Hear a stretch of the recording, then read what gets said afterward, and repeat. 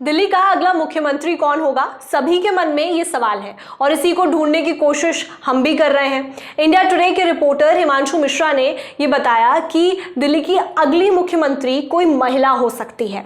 क्योंकि बीजेपी की 4 महिला एमएलए इस वक्त दिल्ली विधानसभा में हैं, तो ऐसे में क्या संभावनाएं बनती हैं, ये हम विपिन से जानेंगे। विपिन ग्राउंड पर गए हैं, एक एक चीज को उन्होंने करीबी से देखा है, तो ऐसे में आपको क्या लगता है कौन हो सकती है अगली मुख्यमंत्री? देखिए, हिमांशु जी ने सूत्रों के हवाले से बताया है, वो बीजेपी को कवर भी करते हैं। कुछ देर पहले आज तक में ये ब्रेकिंग चली कि शायद दिल्ली की जो अगली मुख्यमंत्री हैं, जिसे लेकर 8 तारीख से ये चर्चा लगातार चल रही है कि अब जब बीजेपी सरकार बनाने वाली है, बीजेपी के सबसे ज़्यादा विधायक हैं, तो मुख्यमंत्री कौन होगा। आपको अगर महिला मुख्यमंत्री कोई होती है तो महिला विधायकों के बारे में बात करना ज़रूरी है। 4 ऐसे विधायक हैं जो दिल्ली से जीत कर आई हैं बीजेपी के टिकट पर। हालांकि इस बार महिला विधायकों की संख्या जो है दिल्ली विधानसभा में कम हुई है।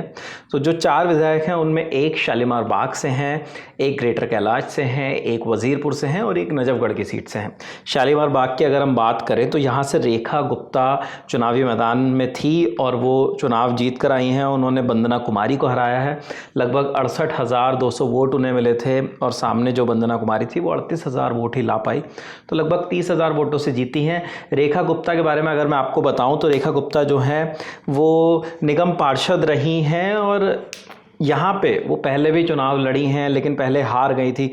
3 बार वो वंदना से हारी हैं और उसके बाद इस बार फाइनली उन्होंने हरा दिया है और 2 बार निगम पार्षद रही हैं। और बीजेपी के पुराने बैकग्राउंड से आने वाले नेताओं में जो पुराने नेता हैं, जो संघ से जुड़े रहे हैं, उस तरीके का इनका बैकग्राउंड रहा है।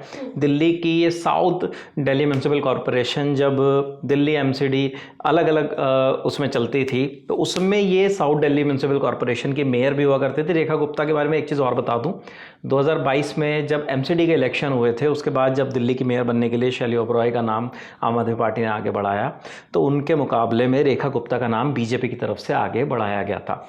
तो अब रेखा गुप्ता के नाम को लेकर बहुत ज़्यादा चर्चा हो रही है। इसके अलावा दूसरा नाम जो है वो वजीरपुर से पूनम शर्मा का है और पूनम शर्मा के बारे में अगर मैं बताऊं तो वो इस सीट से जीत कर आई हैं। राजेश गुप्ता को उन्होंने हराया लगभग 11,500 वोटों से और इनको 54,721 वोट मिले। इनके सामने राजेश गुप्ता थे आम आदमी पार्टी के, जिन्हें 43,296 वोट मिले और वो 2 बार के विधायक भी थे।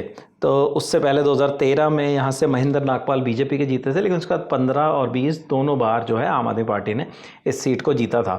अब यहाँ से पूनम शर्मा जीत गई हैं क्योंकि पिछले 2 बार से बीजेपी इस सीट को निकालने की कोशिश कर रही थी, नहीं निकाल पाई। इस बार पूनम शर्मा ने निकाला और वो महिला विधायक भी हैं, तो उनका नाम भी काफ़ी ज़्यादा आगे चल रहा है।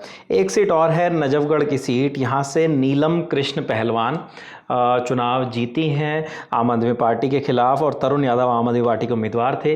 1 लाख से ज़्यादा वोट मिले नीलम पहलवान को और तरुण को 72,699 वोट मिले। 29,000 का मार्जिन रहा, तो बड़ी जीत इन्होंने यहाँ से दर्ज किया। और नजफगढ़ की सीट वही सीट है जहाँ से कैलाश गहलोत, जो ट्रांसपोर्ट मिनिस्टर थे दिल्ली के आम आदमी पार्टी सरकार में, वो विधायक थे और फिर वो यहाँ से चुनाव लड़ते थे, लेकिन बीजेपी में आए, उनसे सीट खाली करवाई गई और नीलम पहलवान को उतारा गया और नीलम पहलवान ने इस मुकाबले को आसानी से जीत लिया। सुबह से जब काउंटिंग चल रही थी तो तब से वो लगातार मुकाबले में आगे ही थी। तो नीलम पहलवान का भी एक नाम है और एक नाम जो है वो है ग्रेटर कैलाश की सीट शिखा रॉय का, क्योंकि सौरभ भारद्वाज को हराया इन्होंने। जी, मंत्री रहे आम आदमी पार्टी में, कई बड़े पदों पर वो जिम्मेदारियां निभा रहे थे। जब आम आदमी पार्टी के नेता जो हैं जेल में चले गए, उसके बाद काफ़ी सारे डिपार्टमेंट्स इनके पास आ गए थे। यमुना से जुड़े हुए, इरिगेशन से जुड़े हुए बहुत सारे डिपार्टमेंट इनके पास थे, तो उनकी जिम्मेदारियां निभा रहे थे। लेकिन सौरभ भारद्वाज को फाइनली शिखा रॉय ने हरा दिया और 3,188 वोटों से हराया। हालांकि लोग ये भी कह रहे हैं कि कहीं ना कहीं कांग्रेस ने गेम खराब किया, क्योंकि गर्वित सिंघवी को 6,500 के आसपास वोट पड़े। लेकिन शिखा रॉय जो हैं वो ऐसा कह रही हैं कि मैं यहाँ से पार्षद हूँ, ज़मीनी मुद्दे मुझे पता है। ग्रेटर कैलाश जैसी पॉश एरिया में भी सीवेज की, पानी की, सड़कों की ये समस्याएं जनता के सामने थी, तो जनता नाखुश थी सौरभ भारद्वाज से। जबकि आज सुबह आपने भी एक वीडियो देखा होगा जिसमें सौरभ भारद्वाज रोते हुए नजर आ रहे हैं, भावुक हो गए, वो रुधी आवाज में अपने जो समर्थक हैं उनको संबोधित कर रहे थे वो जी। तो एक ग्रेटर कैलाश की सीट है। तो ये 4 महिला विधायक हैं जिनका नाम बहुत आगे चल रहा है रेस में कि शायद अगर बीजेपी आलाकमान एक महिला मुख्यमंत्री के बारे में सोचता है तो महिला मुख्यमंत्री जो है इन नेताओं में से कोई हो सकता है। यानी कि विपिन ये मान के चला जाए कि ये जो 4 नाम आपने बताए हैं ये दावेदार हैं महिला मुख्यमंत्री अगर बनती है तो? जी, महिला मुख्यमंत्री बनती हैं तो ज़्यादातर संभावना यही है कि इन 4 नेताओं में से ही कोई एक नाम होगा। हालांकि कई सोर्सेज ऐसा भी अलग अलग नामों पे और भी चर्चा हो रही है। कई लोगों का कहना है कि लक्ष्मीनगर से जो विधायक हैं अभय वर्मा, जो बीजेपी के टिकट पर जीते हैं, वो पूर्वांचली नेता हैं और पूर्वांचलियों ने अच्छा खासा समर्थन दिया है बीजेपी को इस चुनाव में, तो शायद अभय वर्मा का नाम आगे हो सकता है।